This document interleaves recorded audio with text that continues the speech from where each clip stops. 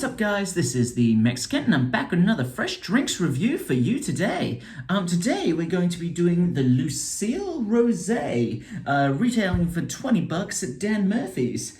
Had to do the old, I didn't realize I didn't have a corkscrew and I didn't realize this was a corkscrew wine. Had to do the old screwdriver and hammer trick out. It was, time consuming, needless to say. I do recommend just getting a corkscrew in the end. It's probably a bit easier.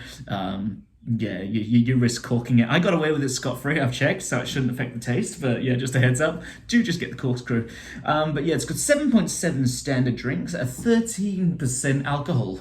As you can see, it's a rosé. I was just looking down the wines. I felt like a wine tonight. I was mixing things up. I saw this bottle. You can see it's a bit rainbowy. I'm covering most of it, but you can see it across there. A bit rainbowy on the bottle, which I really liked. And then a rosé as well. I'm like, I don't mind a good rosé. I've got my Bombay Sapphire glass, as close to a wine glass as I actually possess, it turns out. So we'll drink it out of this. I'll probably do for a glass.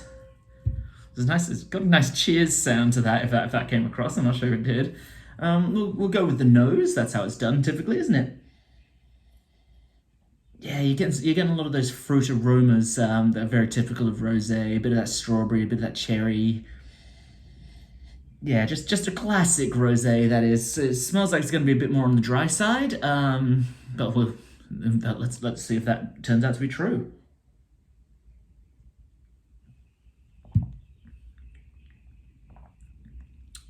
Very easy drinking. I'd say it's semi-dry. Certainly not the driest rosé I've ever had. It's definitely not sweet. Semi-dry, I would say this is strikes a quite good balance. I was mostly just checking for the sweetness there. I didn't actually go into any of the flavors. Let's see what we've got there.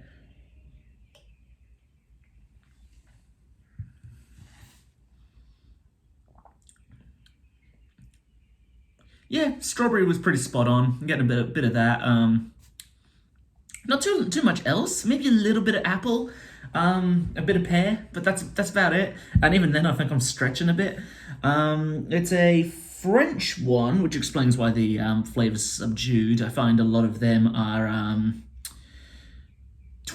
light, they're subtle I think is the word. The back of this, it's called the Lucile, apparently. I've just read this now, because Lucile, which comes from light in Latin, I didn't know that, that's interesting, is an elegant and refined wine in a shining bottle. And they have certainly got me with the shiny bottle. They certainly have got me there. But yeah, no, they are correct. It is very light-bodied. I was about to say that until I read that, which is neat. Yeah, very light-bodied, light strawberry notes, a little bit of apple, a little bit of crispy pear, that sort of thing.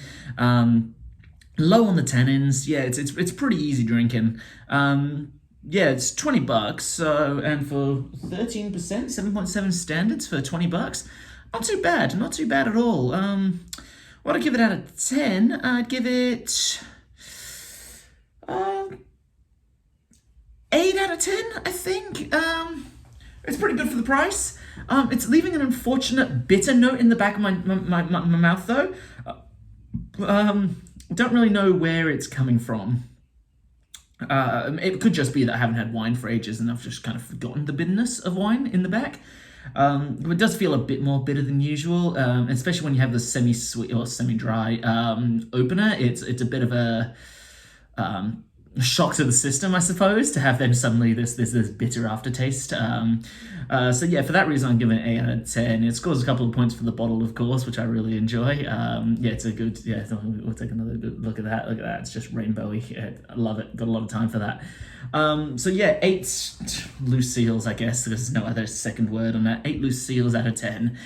If you like the content, go ahead and smash that subscribe button. If you want to watch another video, go ahead and click that button right there. It'll be a wine one. Once again, guys, this is the Mexikent signing off.